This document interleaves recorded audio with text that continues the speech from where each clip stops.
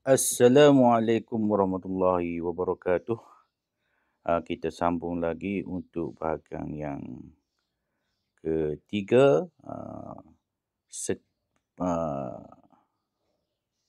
Janji setia penduduk Yasrib. Untuk bahagian yang kedua, kita mengupas berkenaan dengan perjanjian Aqabah yang pertama. Manakala untuk yang kedua ini, insya-Allah kita akan kupaskan untuk perjanjian Aqabah yang kedua.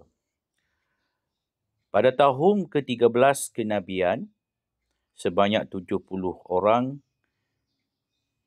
daripada Yasrib termasuk 2 orang wanita telah datang bertemu dengan Nabi SAW.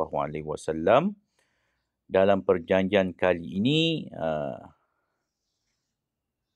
Nabi SAW, Nabi Muhammad SAW telah meminta mereka supaya berjanji setia kepada baginda untuk 5 perkara yang dipersetujui. Yang pertama, kita pergi satu persatu. Mendengar dan mentaati Nabi Muhammad SAW dalam semua keadaan. Ini bermaksud patuh dan taat kepada perintah dan ajaran Islam yang berkaitan dengan akidah dan juga cara hidup yang akan diketahui oleh mereka apabila mereka masuk Islam nanti. Dan kena taat dan patuh. Taat maknanya mendengar apa yang Rasulullah ajarkan dan patuh akan perintah yang akan diberikan. Yang kedua, membelanjakan harta di jalan Allah sama ada ketika senang ataupun susah. Ini adalah lebih kepada amal jariah untuk membantu perjuangan, kerana selepas ini mereka perlu membantu kaum muhajirin yang akan berhijrah ke Madinah.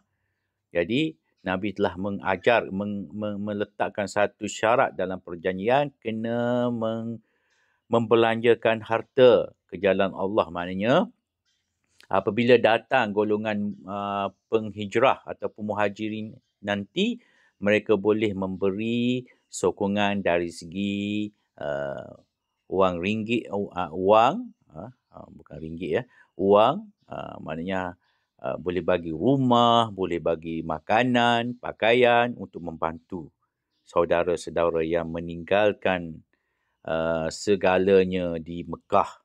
Sebab nanti yang hijrah nanti mereka tidak akan membawa harta bersama mereka.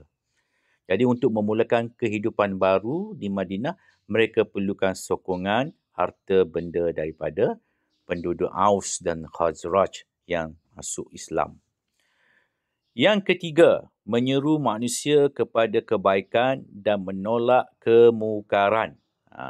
Seru kepada Islam, tinggalkan perkara beriman kepada ataupun menyembah berhala.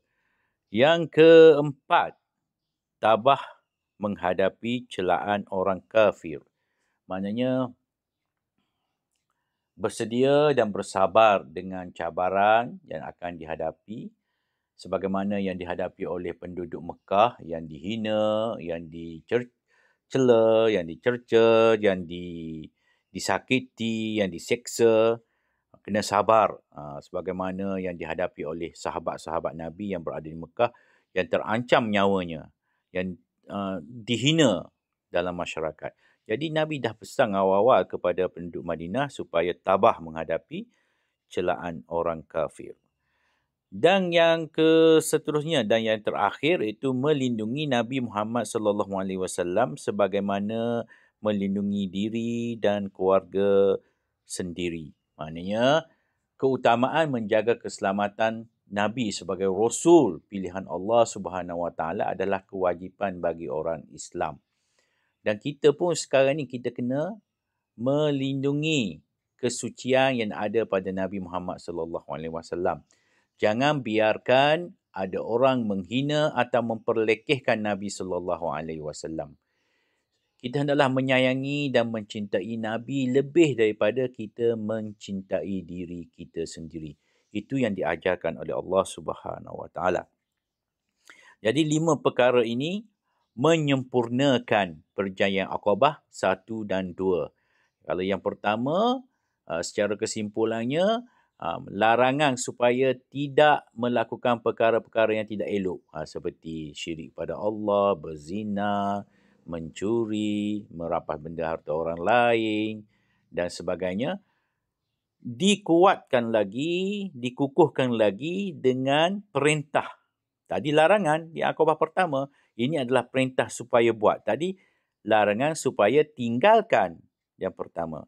Yang kedua ni perintah untuk buat, ya, dengar dan taat, membelanjakan harta di jalan Allah. Ni suruh buat semua ni. Menyeru, yakni berdakwah, tabah dan juga mempertahankan dan melindungi Nabi SAW. Perjanjian Aqabah merupakan salah satu sebab kepada berlakunya hijrah Nabi SAW dan umat Islam ke bumi Madinatul Munawwarah. Selepas ini Nabi akan tukarkan nama Yathrib kepada Madinatul Munawwarah, yang bermaksud kota yang bercahaya. Okey. Kenapakah perlu ada perjanjian seumpama ini? Perjanjian Aqabah pertama dan kedua, kena ingat bahawa semua ini adalah usaha ataupun jalan supaya menuju kepada satu matlamat, iaitu pembentukan negara Madinah. Untuk membentuk sebuah negara Islam, Nabi SAW telah diperintahkan supaya membina kekuatan dari sudut kesatuan dan juga perpaduan. Apa yang Ustaz ingin nyatakan adalah perpaduan akan memperkukuhkan lagi sesebuah organisasi, sesebuah masyarakat, sesebuah negeri dan seterusnya membentuk sebuah negara yang hebat. Tanpa perpaduan, huru-hara dan kacau bilau akan berlaku, menyebabkan tidak kesampaian untuk melihat keamanan. Dengan perpaduan di masyarakat Madinah akan terlahirnya sebuah negara Islam Madinah yang hebat. Dan yang seterusnya, perpaduan itu penting kerana tanpa perpaduan keamanan tidak dapat dilaksanakan. Ini kerana Madinah sebuah tempat yang mempunyai kepelbagaian agama dan juga bangsa ataupun kabilah. Bangsa Arab, Aus dan Khazraj. Bangsa Yahudi, Bani Nadir, Qainuqa dan juga Bani Quraizah. Mereka menganuti agama Yahudi. Jadi, apa yang paling penting dalam keadaan tersebut ialah perpaduan. Dengan perpaduan, Islam akan kukuh. Apa yang perlu kita ambil iktibar daripada perjanjian Aqabah pertama dan kedua ialah ketaatan kepada Allah, meninggalkan perkara-perkara yang mungkar, melakukan kebaikan, cinta dan kasih kepada Rasulullah SAW adalah keutamaan. Dan mentauhidkan ataupun mengatakan Allah itu adalah yang satu, Tuhan yang layak untuk kita sembah. Jadi, kesimpulannya, perjanjian Aqabah pertama dan kedua adalah langkah awal sebelum berlakunya hijrah, dan apabila terbentuknya negara Madinah, perkara yang paling penting yang Nabi akan buat adalah perpaduan di antara penduduk Madinah. Okey, untuk tajuk ini kita sudah sempurnakan. Nanti kita akan jumpa lagi di tajuk yang akan datang. Assalamualaikum warahmatullahi wabarakatuh.